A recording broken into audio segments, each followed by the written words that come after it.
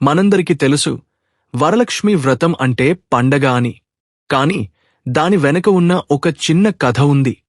ఇది ఒక పాత కథ అయినా దీనిలో మనందరికీ కావాల్సిన ఒక కొత్త మెసేజ్ ఉంది.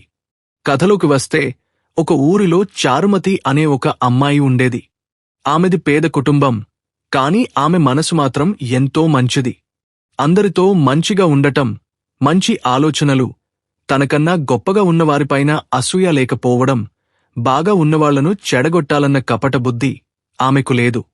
ఇవే ఆమెకు అదృష్టాన్ని తెచ్చిపెట్టాయి.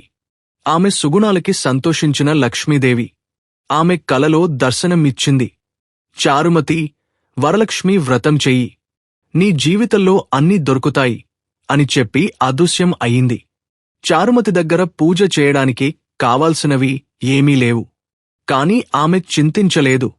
సంపద కాదు ముఖ్యం, నా నమ్మకం నాకు ముఖ్యం అనుకుంది.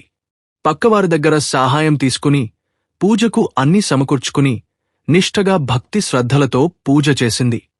అప్పుడే జరిగింది అసలైన అద్భుతం. ఆమె పూజ అయిపోగానే ఆమె ఇల్లంతా తేజోవంతంగా మారడం మొదలుపెట్టింది. ఇంటికి ఒక తెలియని లక్ష్మి కళ వచ్చింది. తర్వాత నెమ్మదిగా అదృష్టం వలన సంపదతో ఇల్లు నిండిపోయింది. ఆమెకు సమాజంలో మంచి హోదా పేరు వచ్చింది.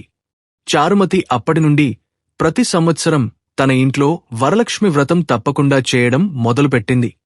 చూశారా, లక్ష్మీదేవికి మనవద్ద ఎంత సంపద హోదా ఉంది అనేది ముఖ్యం కాదు, మన గుణాలు ముఖ్యం. ఈ పండగకి మీ దగ్గర అమ్మవారి మీద ఎంత నమ్మకం, భక్తి ఉందో చూపించండి. ఈ కథ మీ మనసుని తాకినట్లయితే ఈ వీడియోని లైక్ చేసి మీ సన్నిహితులకు షేర్ చేయండి. ఇలాంటి స్ఫూర్తినిచ్చే కథల కోసం మా ఛానల్కు సబ్స్క్రైబ్ చేసుకోండి. అందరికీ వరలక్ష్మి వ్రతం శుభాకాంక్షలు.